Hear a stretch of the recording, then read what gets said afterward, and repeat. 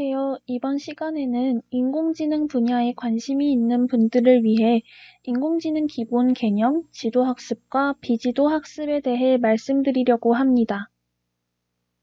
먼저 인공지능에서 계속해서 나오는 개념인 머신러닝에 대해 소개해드리겠습니다.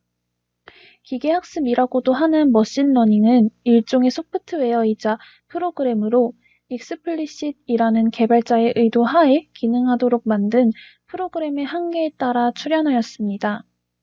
부가적인 설명을 드리자면 개발자의 의도 하에 기능하는 익스플리싯 프로그램은 말 그대로 의도 그 이상, 그 이하의 기능을 하지 못하기 때문에 인간의 요구에 즉각적인 대응을 할 수 없다는 한계가 있습니다.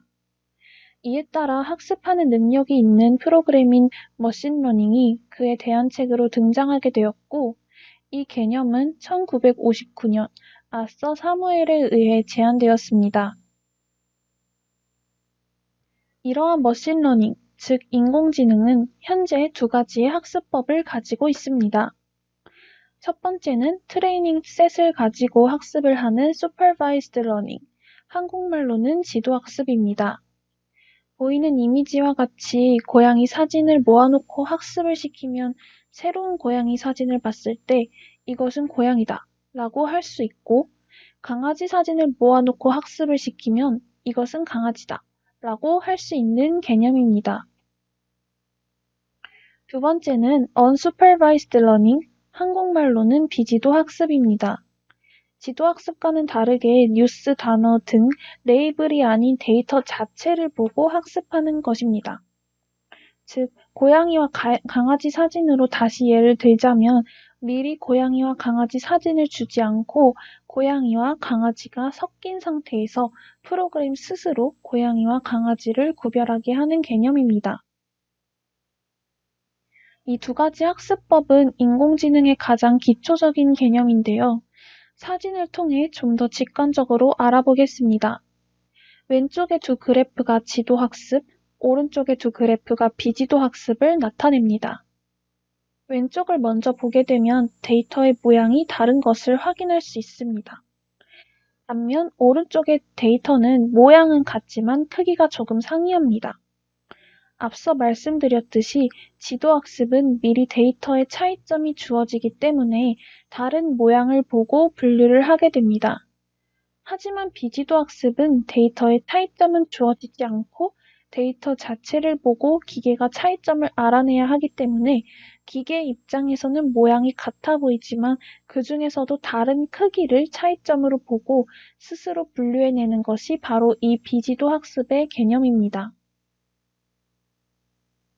비지도학습의 경우 설명드린 내용에서 더 깊이 들어가게 되면 개념이 매우 복잡해지므로 기초 개념 선에서는 오늘은 지도학습의 데이터셋에 대해서 이야기하고자 합니다. 다시 한번 지도학습의 개념을 이야기해보면 지도학습은 미리 주어진 데이터의 특징을 가지고 학습합니다. 이 데이터의 특징들, 즉 미리 주어진 답을 레이블이라고도 합니다. 레이블은 여러 가지가 존재할 수 있는데요. 이미지 분류를 할 때는 이미지가 될 수도 있고, 이메일 스팸 정렬을 할 때는 이메일 필터 종류가 될 수도 있고, 시험 성적 분석을 할 때는 시험 성적을 위한 공부 시간이 될 수도 있습니다. 이제부터 트레이닝 데이터셋을 좀 더 자세히 살펴보겠습니다.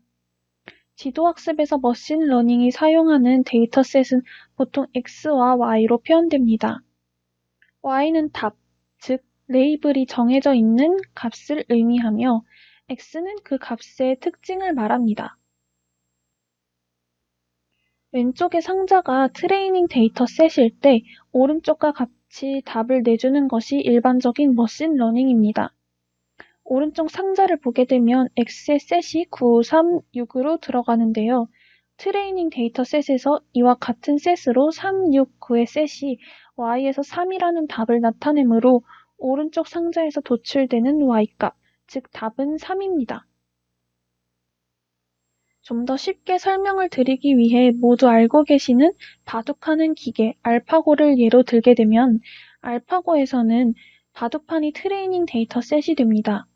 여기서 프로그래머들이 입력한 일련의 바둑 룰에 따라 알파고에 상대방 바둑의 위치를 입력하면 알파고가 놓았을 때 유리한 바둑 위치가 답의 값으로 도출되는 것입니다. 이러한 지도 학습은 다시 크게 세 종류로 분류됩니다. 우리는 지금부터 시험 성적을 예측한다고 가정하겠습니다. 먼저 공부 시간에 따라 시험 성적을 예측할 수 있겠죠. 이렇게 범위가 넓은 데이터셋에 따라 예측하는 것을 리그레션이라고 합니다. 또한 시험 성적을 패스 또는 논 패스로 나누어 예측을 할 수 있겠죠. 이렇게 둘 중 하나를 고르는 것은 바이너리 클래시피케이션이라고 합니다. 마지막으로 시험 성적에 따라 학점을 줄 수도 있습니다. 학점은 A, B, C, D, E, F가 있다고 가정하면 여러 개 중 하나를 고르는 것이 되므로 이런 경우를 멀티 레이블 클래시피케이션이라고 합니다. 그럼 지도 학습을 여러 종류를 이제 한 종류씩 예제로 살펴보겠습니다. 먼저 리그레션 모델의 경우 공부 1시간을 X로 두고 성적을 Y로 둔 데이터셋을 학습시킬 것입니다.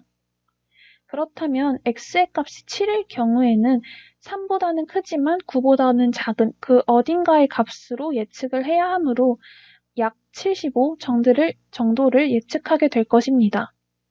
이렇게 범위가 넓은 데이터셋에 따라 예측하는 것을 리그레션 모델이라고 합니다. 다음으로는 이진 분류 모델이라고도 하는 바이너리 클래시피케이션인데요.